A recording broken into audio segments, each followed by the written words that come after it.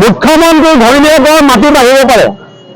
ইয়াতে আদানী আম্বানীয়ে বিঘাত 1 টকাকৈ মাটি পাব পাৰে, কিন্তু যিসকলে মূৰৰ ঘাম মাটিত পেলাই পেলাই পৰিশ্ৰম কৰে, সেই আলু খেতিয়কসকলে তেওঁলোকৰ দাম নাপায়, সৰিয়হৰ খেতিয়কসকলে তেওঁলোকে দাম নাপায়, আনকি ধানৰ খেতিয়কসকল যিসকলে এতিয়া ধান বিক্ৰী কৰিবলৈ বাধ্য হৈছে কম দামত, কাৰণ চৰকাৰে দামৰ চাউলৰ ধানৰ যিটো দাম ঘোষণা কৰিছিল, এতিয়ালৈকে সেই দামত ধান ক্ৰয় কৰাৰ কাৰণে কোনো ব্যৱস্থা গ্ৰহণ কৰা নাই।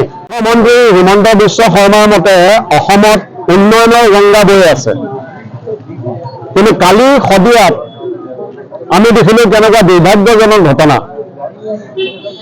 আলুৰ খেতিয়কসকলে ইমান কষ্ট কৰি খৰচ কৰি খেতি কৰাৰ পাছত যেতিয়া খৰচখিনিও তেওঁলোকে উলিয়াব নোৱাৰে বজাৰলৈ গৈ, দাম ইমানেই কমি গৈছে যে বাধ্য হৈ পেলাই তেওঁলোকে ৰাস্তাত পেলাই দিবলৈ, নদীত পেলাই দিবলৈ বাধ্য হৈছে।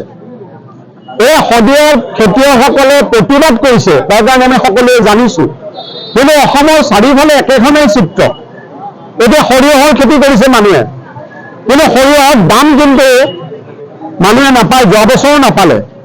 গতিকে খেতিয়কে, অসমৰ খেতিয়কে যদি দাম নাপায়, তেনেহ'লে উন্নয়ন তাৰ কাৰণে হৈছে।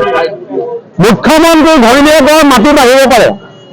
ইয়াতে আদানী আম্বানীয়ে বিঘাত 1 টকাকৈ মাটি পাব পাৰে, কিন্তু যিসকলে মূৰৰ ঘাম মাটিত পেলাই পেলাই পৰিশ্ৰম কৰে, সেই আলু খেতিয়কসকলে তেওঁলোকৰ দাম নাপায়, সৰিয়হৰ খেতিয়কসকলে তেওঁলোকে দাম নাপায়, আনকি ধানৰ খেতিয়কসকল যিসকলে এতিয়া ধান বিক্ৰী কৰিবলৈ বাধ্য হৈছে কম দামত, কাৰণ চৰকাৰে দামৰ চাউলৰ ধানৰ যিটো দাম ঘোষণা কৰিছিল, এতিয়ালৈকে সেই দামত ধান ক্ৰয় কৰাৰ কাৰণে কোনো ব্যৱস্থা গ্ৰহণ কৰা নাই। ক্ৰয় কৰিব বোলে জানুৱাৰীত, যেতিয়া খেতিয়কসকলে ধান বিক্ৰী কৰি শেষ কৰিব। গতিকে আলুৰ খেতিয়কসকলৰ এই প্ৰতিবাদে সকীয়াই দিছে যে অসমৰ খেতিয়কসকলৰ কাষত আমি সকলোৱে থিয় দিয়া উচিত। আমি CPM দলে বহুদিনৰ পৰা এইটো দাবী কৰি আহিছোঁ যে খেতিয়কসকলে যি বস্তু উৎপাদন কৰে সেই বস্তুৰ দাম নিৰ্ধাৰণ কৰা হওক।